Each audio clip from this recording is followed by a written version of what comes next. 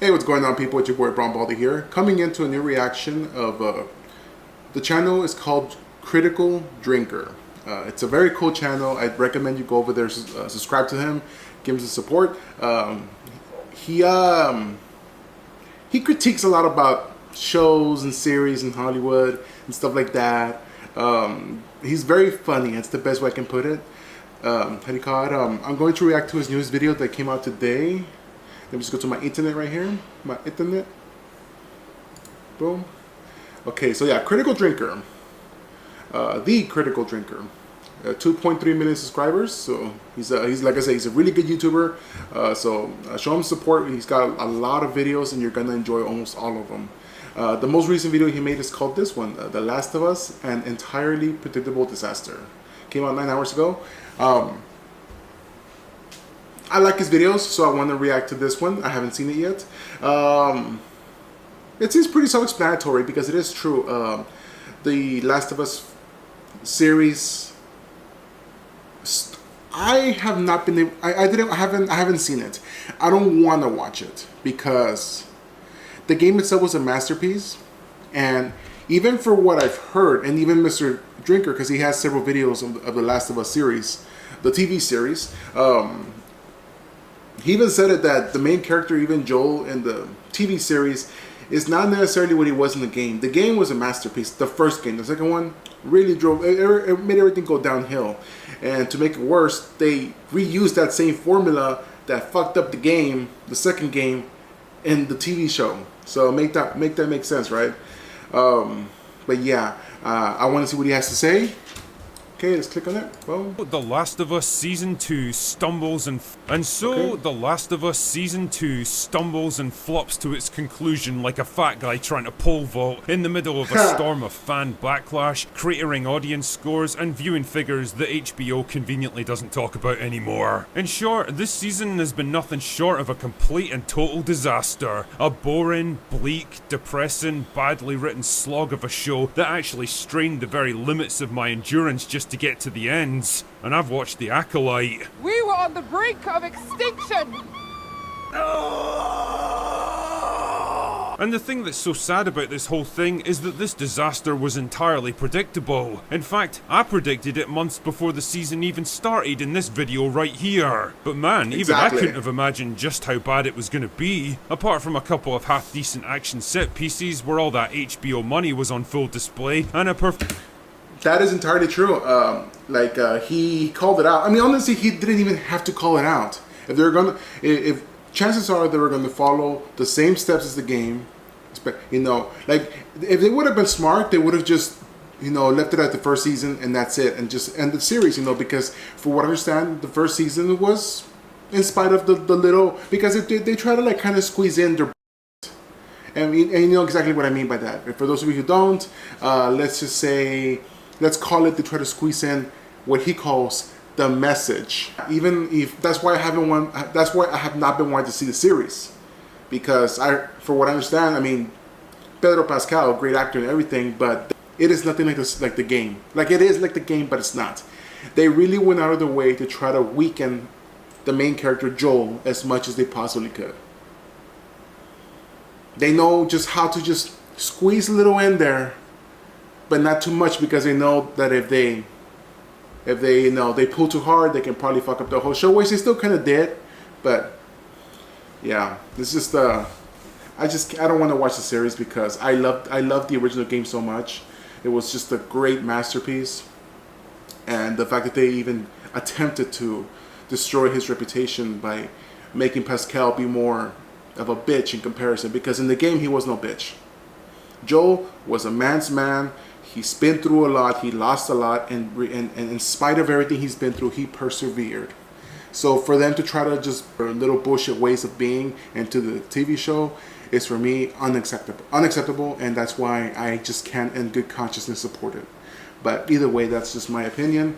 Let's get on with the video. I'll stop talking. Performance from Pedro Pascal, who was clearly doing his best to carry the entire show on his back. Season 2 has been absolute trash from start to finish. Boring when it should have been compelling, laughable when it should have been poignant, frustrating when it should have been exciting, preachy, self-indulgent and pretentious. It's everything the game was but dialed up to 11. And now that it's finally over and we've had the full Season 2 experience, I think now's as good a time as any to reflect on where exactly The Last of Us went wrong. So grab your potato masher and let's explore the top 5 reasons this show rails. Problem number 1. Joel. It's no secret that killing off Joel in the first few hours of the game has gone down in history as one of the worst narrative decisions that anyone's ever made, ever. Dude, for real, yeah, worst thing ever. You know what? And maybe it would have been if it wasn't the way they did it. Almost like trying to convince us that what he did was wrong. And to a certain degree, morally or in the grand gist of thing, maybe it was wrong. But what he did, and those of you who haven't played the video game or watched the series, I recommend you go into it to see what's going on and why there's so much controversy behind it. What he did is what, honestly, most of us would do. We were put in an impossible situation, and he did what any of us would do. It's relatable. That's why nobody can really hold it against them. But they kind of like in the second game particularly, and even on the series, for what I like. The second game, I watched the playthrough, and the series, I've seen the story and the plots, and they go out of the way to try to make us feel like Joe fucked up. I mean, in the grand scheme of things, you can argue that he did. What he did, it was selfish, but it was human. But either way, again, rambling on. That shit on my face. Well, I said one of the worst. And you'd think that 5 years of fan backlash, alternative suggestions, and endless video essays would have convinced Neil Druckmann to do something a bit different this time around. But nope, there it is, almost beat for beat exactly like in the game, at the same exact point in the narrative. And as it turns out, it was just as unpopular now as it was 5 years ago. Not only did killing off the protagonist of the first season in such a pointless, brutal manner leave a sour taste in people's mouths, but it also left a gaping hole in the show that no other character could possibly fill. The relationship between Joel and Ellie was the beating heart of both the game and the show, and without it, The Last of Us lost that vital element that kept people engaged. It's humanity. And there's really no getting around this. Pedro Pascal was by far the best thing about The Last of Us. Ha! Gay! Yeah, he's arguably overhyped and overexposed as an actor, and I'm still not convinced he was the best man for the job. But one thing I can't deny is that the guy can fucking act. Pascal brought some much needed authority. Yeah, say what whatever, because I know Pascal is controversial not just because he's a great actor, because he is a great actor, all the respect in the world in that department, but he has his political views that he's very out loud about. But even with that being said, you can't deny for a fact that he is a great actor. And yeah, deserves respect, and he really, for what I understand, he really was carrying the show. The girl, Bella Ramsey, they who played Ellie, she is pretty much the pun of every joke and meme out there that I've seen. And I've seen a lot of memes. It's usually about her. I feel like they could have done a much better job. Because not only, I think the biggest thing is that she's not a bad actress. I actually loved her in Game of Thrones when she played Lady Mormont. She did a great job. But in this one, it just didn't fit for her. Like I said, it's not entirely her fault. It's just the way the story is written. Not to mention that, particularly, she doesn't look the way she's supposed to look. She doesn't look like in the video game Ellie, because there was like 5 or 8 years in between both games. So you can tell a difference, she's a lot bigger. In this one, she looks the damn same. So that's already an issue. But yeah, and yeah, when y'all get a chance, look at some memes. They're hilarious. But either way. Gravitas and believability to the show, and with him out of the picture, it was up to problem number 2 to carry this show. Which brings me neatly along to problem number 2. Ellie. There are certain unavoidable truths that have to be reconciled in life, dear viewer. 1. True happiness is something that you only recognise once it's gone. 2. Aerith is objectively the better girlfriend for Cloud in Final Fantasy VII. And 3. Bella Ramsey was the wrong fucking choice to play Ellie. Now, I'm not here to shit all over her appearance or hate on her as a person, because that's pretty unfair and mean-spirited. She's just an actor doing a job, and believe it or not, she actually comes across... Yeah, like I said, like, you know, completely agree. And even I was saying this earlier in my first point about her. It's not entirely her fault, you know. She has to do, you know, what they pay her to do. You know, this is a script, and, you know, one does the best that they can with what they have. Unfortunately, it just doesn't fit. It doesn't fit the way she looks and the way she plays it, and to make it worse, the script is just shit. So you have a script and you have an actor who just doesn't seem to fit the mold, and then, you know, it's just a recipe for disaster, and that's what it is. This is pretty likable and down to earth in interviews, but the harsh reality is that not every actor can play every role. They have to physically embody the character they're playing, and if they can't do that, they at least have to capture the essence of that character's personality. Clearly, Ramsey doesn't look anything like Ellie, so the first option's right out the window, but she also doesn't have the acting range to embody Ellie either. Her performance ranges from so wooden you could build a log cabin out of it, to so over the top that it makes Nick Cage look like Anthony Hopkins. None of it feels believable. She's laughable when she's trying to be intimidating, obnoxious when she's trying to be likable, and weirdly disconnected when she's trying to be tender and vulnerable. Much as I dislike the game, one thing I can't deny is that Ashley Johnson fucking crushes it as Ellie, and comparing some of their most iconic scenes, you can't help but notice the massive gulf of talent between her and Ramsey. It's a lethal combination that absolutely kills your investment in the character, and it doesn't help that she's been written as a completely different person from the game.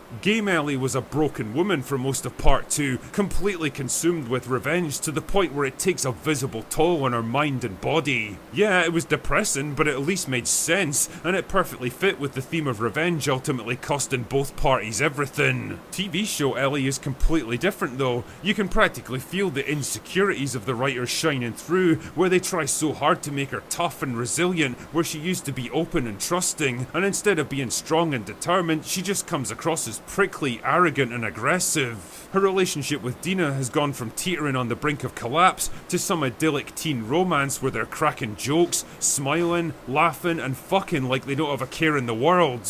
They never really argue or fall out, they see everything pretty much the same way, and they're both so frustratingly agreeable that you have to wonder why Dina even exists. It makes zero fucking sense, and it leaves you with this horrible nagging feeling that Joel's death really didn't make much of an impression on Ellie at all. Yeah, like, yes, exactly, like, you know, like the way they're presenting the relationship, you know, between them, you know, I mean, I get it, sometimes you have to, like, you know, have a little bit of fun, but it seems like it's too much, and it's almost to the point where, like, it seems like, you know, Joel didn't just get brutally killed. And it's a little messed up, and it just kind of rubs people the wrong way. And not to mention, above all, it just makes it seem disingenuous. And it's not cool. And yeah, for sure, like I said, I haven't even seen the series, but I know about it. You know, I've read the plots, I've seen people react to it, etc. And I don't want to watch it myself for the same reason. I feel like they butchered it, and above all, I just can't stand how they constantly try to disrespect my boy Joel. It's just not right. Because, and they'll even talk about it. I'm pretty sure he's going to bring up some points about it, but let me continue.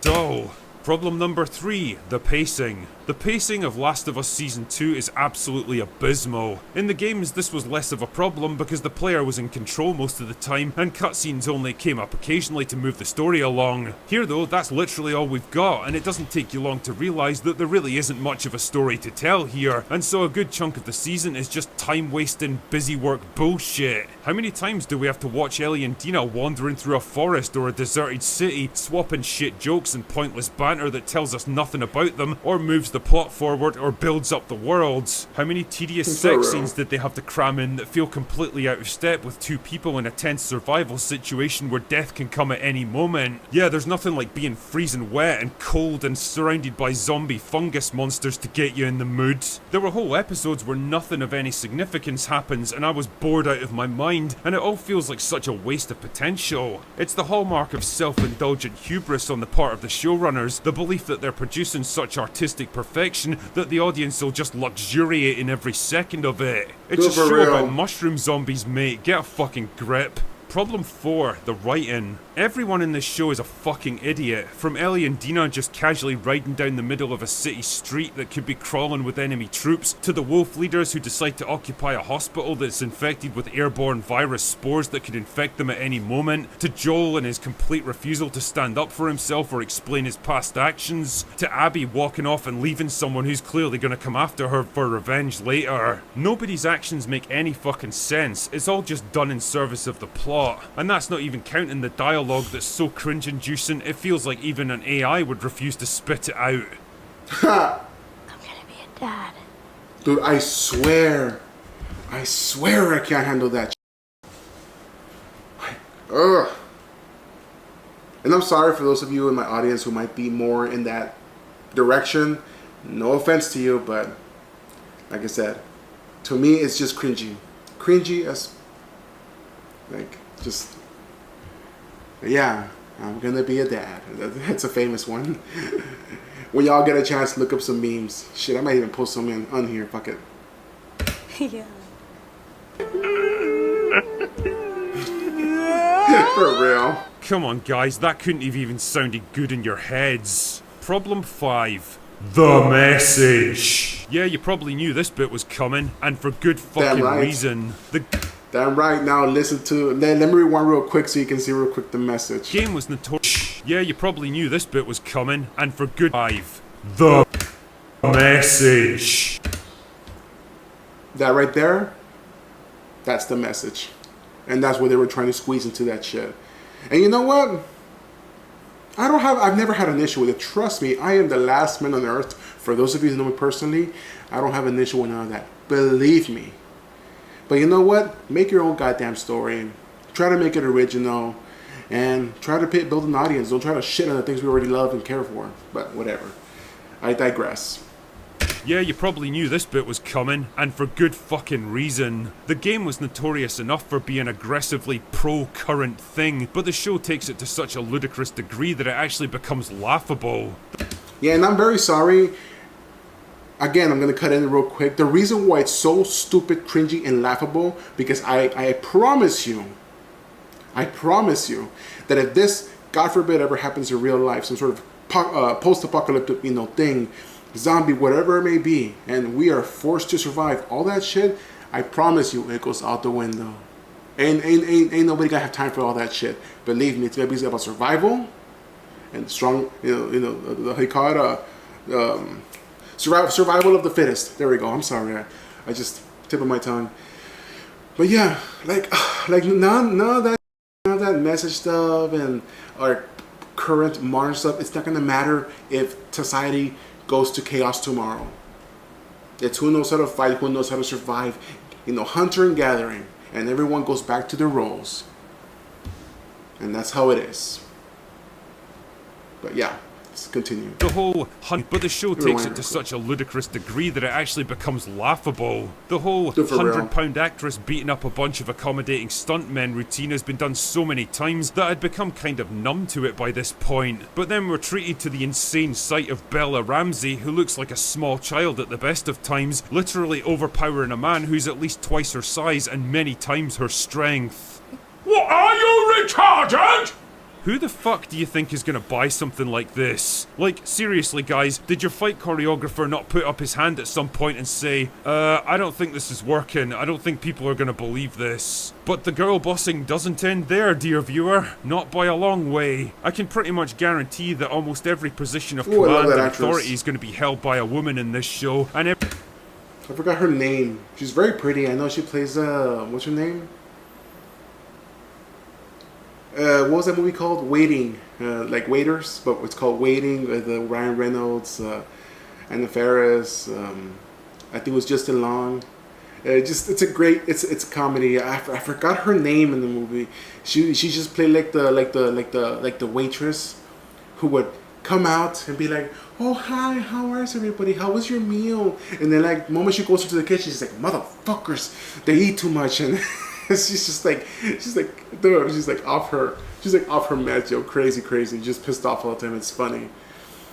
Okay?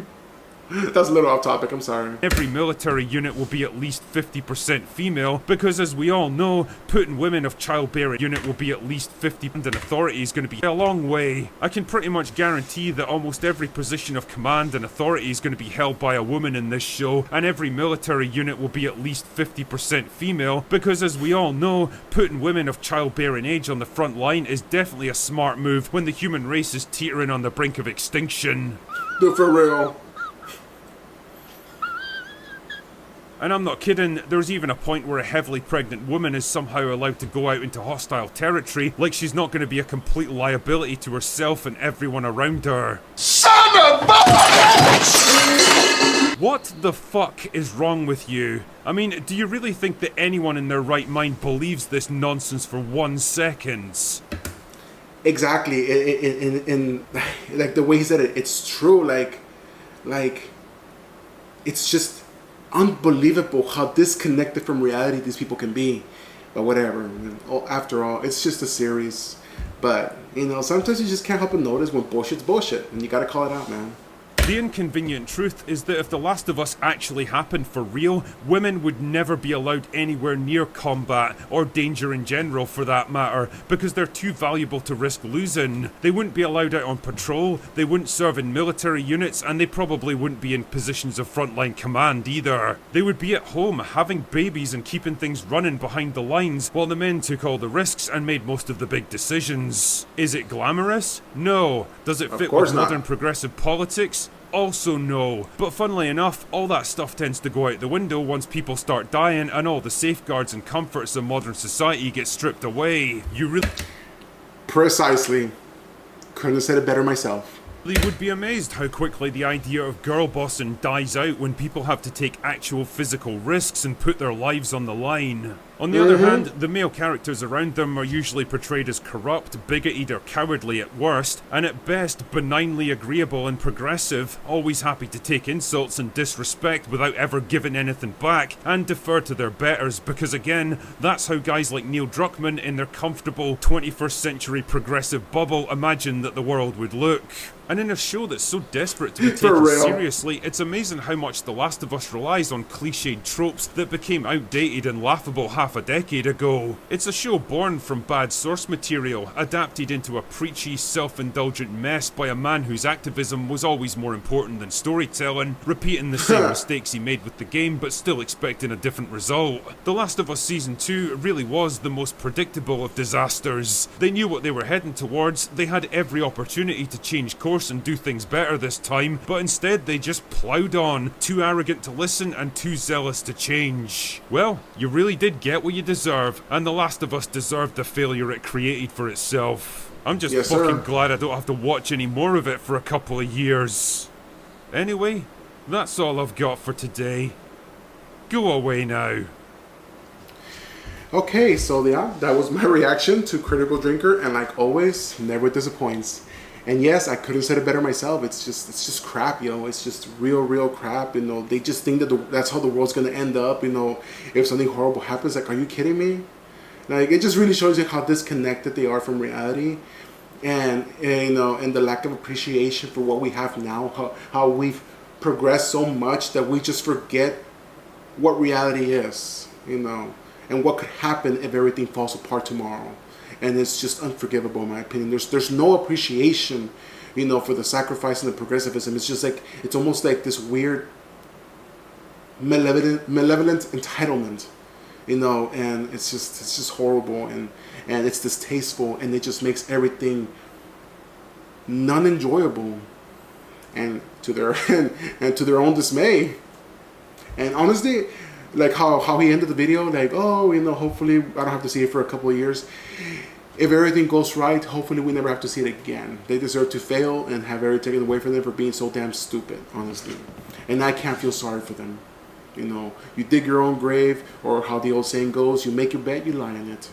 But either way, I digress. That's just my opinion. Those of you in my audience, perhaps of a different opinion, let me know what you think. You know, I'm always happy to hear another person's perspective.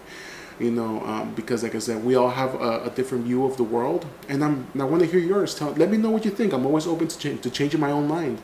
But either way, that was my reaction to Critical Drinker. Remember to subscribe to his channel, give him some support, and I hope you like my reaction to his video. And if you like my reaction, if you have it in you, do me a favor, give me a like and subscribe, comment, share, tell your friends, tell your family to subscribe to my channel, and that I am open to suggestions. Anything you want to watch, let me know. I'm happy to react to it, so long as it's not too political.